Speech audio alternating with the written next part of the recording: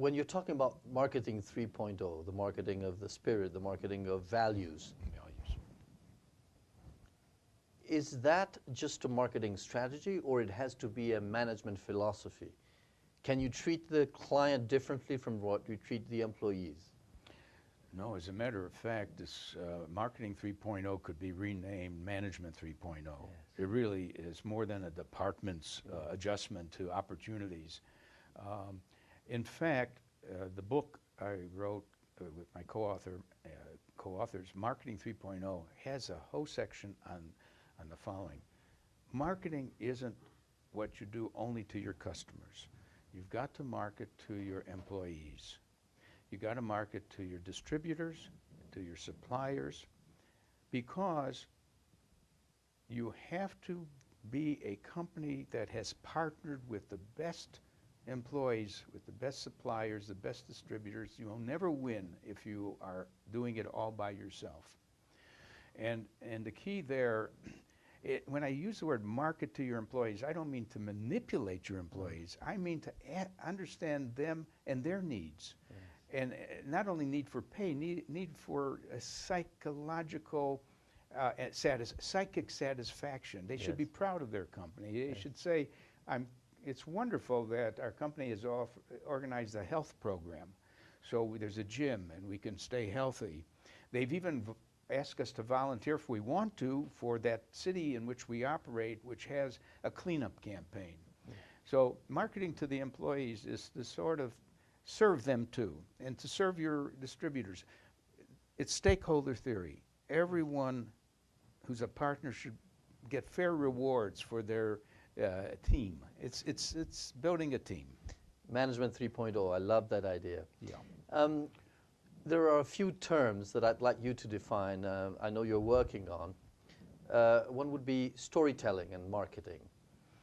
Yes, I believe that marketing is more of a conversation. In fact, what is shaping the image of brands is not the company that thinks it's controlling the brand. The brand is being owned by the consumers, and they tell stories. Okay. And we should. You know what we can do with the Twitter? I discovered this, that Twitter is not just about twittering. And I could be saying I'm in Sao Paulo now to those who want to follow what I'm doing, or I could follow what Madonna's doing. All right. But it's keywords. I could find out what is being said about the Prius automobile. Okay. I just put it as a keyword on Twitter, and if it comes up in any conversations, I may have about 500 conversations which mention the word Twitter. Prius. That means the Prius. And then that means I can learn if I mentioned at all as the company Prius, if I mention mostly favorably or unfavorably. And companies have to recognize that they're being discussed. They're in a fishbowl being observed and talked about. So conversation and storytelling is very important. There's going to be bad stories about you and good stories. I think a company sometimes recognizes a bad story, and the smartest thing it could do is say, you know, some people are dissatisfied about something. We're doing our best to correct that. Demarketing.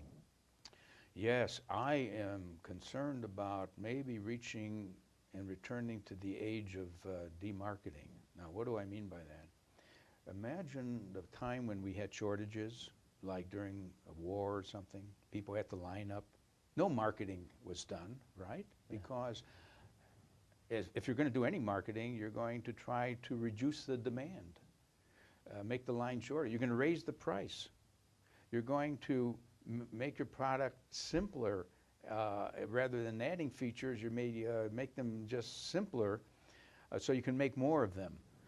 So demarketing is to use marketing in reverse, and you do that when you get limits to growth, when you're running out of resources, where you don't have to market anymore. Look at California. You know they have a water shortage. Mm-hmm. They want people to be more careful using water. So what they say is, don't shower every day. Don't water your grass every day. They're demarketing. Inside marketing. Well, it's sometimes easier to market to your customers than to market to the other functions. I mean, if the other functions have a low opinion of marketing, sometimes it's deserved, by the way. It's deserved because marketing has no accountability. They ask for a lot of money. We don't get the return on marketing investment called the ROMI. What is the ROMI? So how do I get to work very well with the manufacturing people who are mad at us because we have promotions and screw up their manufacturing timing? How do we get the finance guy to accept the $10 million budget that we need? Inside marketing. I now would ask for inside marketing in the sense of Intel inside or Lycra inside when you put a product in other companies' product, but you still want to market it. Well, this problem concerns a huge number of companies who make some product that is incorporated in a larger product. We wrote a whole book on that. We published it called Ingredient Branding. Okay. Now, the success stories are 3 or 4. Certainly, Intel is the best success story because I would never ask who made the chip, but now I won't buy a computer without the Intel chip. Gore-Tex. I want that outdoor clothing. Was that made with Gore-Tex? I want Gore-Tex to be the material. And then when it's the artificial sugar, you want that special sucralose or something to be NutraSweet. Yeah. Now we have in that book the stories of about 24 companies that managed to get their ingredient asked for, wherever it got lost in the product, but it was asked for. Ingredient marketing. Ingredient Great marketing, idea. Yeah. Thank you very much, Phil, for being with us today. We always learn a lot. We are hoping to have your new books out soon, read them, and continue our conversations. Well, thank you very much. It's always fun talking to you, Eduardo. Thanks for your questions. And thank you very much for following us on Management TV. See you soon.